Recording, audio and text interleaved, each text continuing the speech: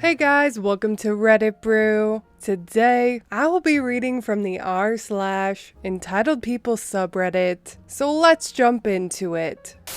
Why wouldn't you donate your eggs to a good Christian woman like me? I'm a dermatology resident, and around a week ago, I was working after hours at a cosmetic skin clinic. We do cosmetic procedures like Botox and such. Entitled Karen, 48-year-old female, enters and brings along her husband and teen daughter. One of the nurses approaches her and lets her know that only the person who came to the appointment is allowed to come in. She demands to bring both of them in with her because she is afraid of needles, and she knows the owner of the skin clinic, so it should be alright. The nurse keeps trying to reason with her, but she dismisses it with weird hand gestures and enters one of the consultation rooms with her husband and daughter anyways. The clinic only opens when we have a couple patients booked due to COVID, so we are currently understaffed. My coworker and I look at each other and try to debate on who should go see her, since in her booking, she hasn't specified which doctor she previously consulted with. After losing a game of rock, paper, scissors, I dreadfully start getting masked to enter the room. As I enter the room, Karen and hubby are in a heated fight on whether or not Karen's lips are too big, and the teenager is texting on her phone. I subtly clear my throat, Karen staffoos, and with her irritating entitled voice, says, "You're not Dr. So-and-so.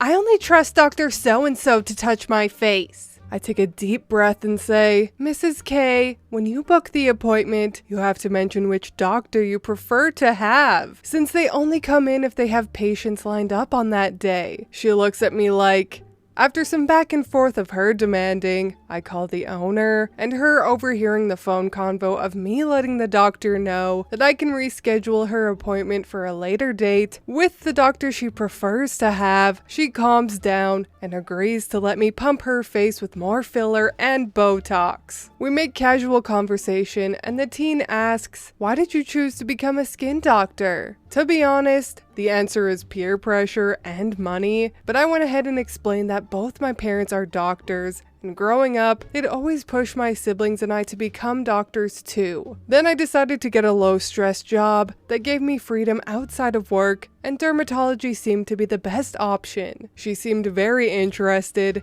and we keep chatting while her mother closely examines her face to check if she's content looking like a Walmart Kardashian or not. Suddenly, the husband starts to ask more questions about my family, where they work, and if they were all in good health, which seemed odd, so I just said yes, they're healthy, and continued talking to the daughter. Karen and husband start to whisper to each other while casually glancing at me as I wash my hands to get ready for the other procedure she came in for. Karen starts asking very odd and personal questions, which I dismissively answer with a word or two, because at this point, I feel very uncomfortable. Then, here it comes. Nothing in my life mentally prepared me for this. Mrs. Karen says her sister had an ovarian teratoma and had to get it laparoscopically removed. She had always dreamed of having kids and was wondering if I could donate my eggs. I was shocked to say the least,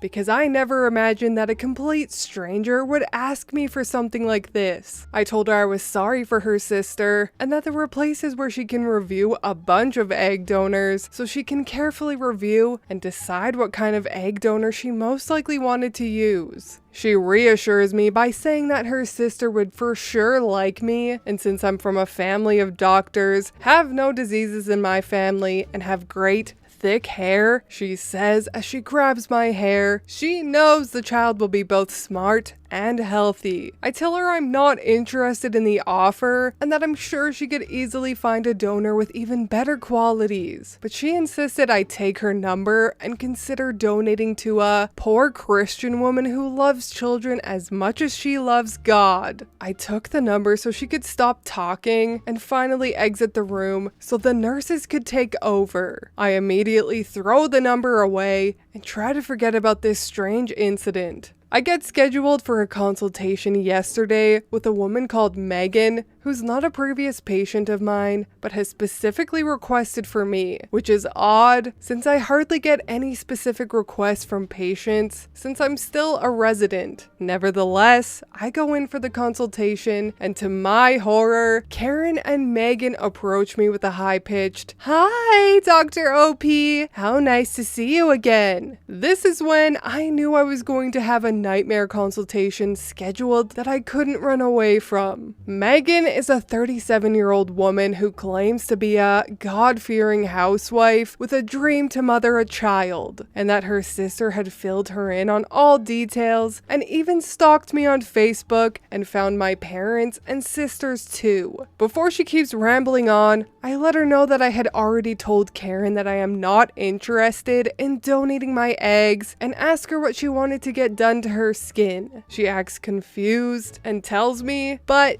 you would be doing a good deed by donating an egg to a woman who had her ovaries ripped away from her body," and reminds me that as a doctor and a Christian myself, as she found out through my dad's Facebook, I should be following the word of God and help her out. I have nothing against donating eggs or sperm. I think it's honorable to help someone in need to have a kid, but I don't want children. I don't know these women, and I am not going through the whole procedure of extracting an egg for someone I hardly even know. Also, I don't want a child of mine out there in the world. I don't know, it just doesn't sit right with me. I let her know I have no desire to donate my eggs and suggest her a clinic that handles issues regarding infertility and such, and ask her again what she came in for. Karen and Megan look at me perplexed. They cannot believe a woman would not want to spread her legs, go through a painful procedure to extract an egg that is to be donated to a complete stranger. How can you say that? Aren't you a feminist? Aren't you a doctor? Aren't you Christian? Where are your morals? I reply, "Miss Megan,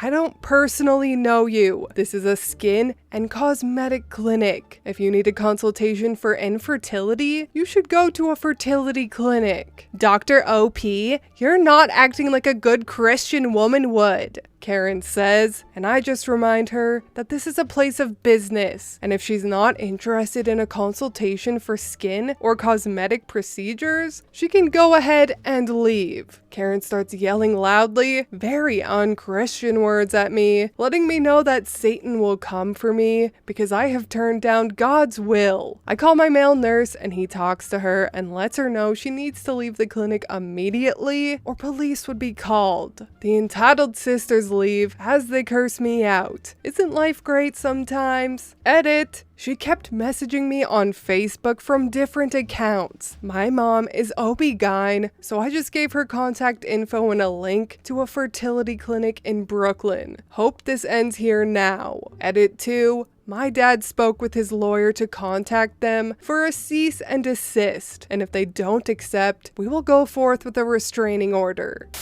Ah, yes. Some more lovely individuals using religion as a justification to act entitled. Just a little piece of advice here. If God's will requires you to obtain something from someone else, especially after they've told you no, then it's not God's will. It's yours. Good grief. These type of Christians make me so mad.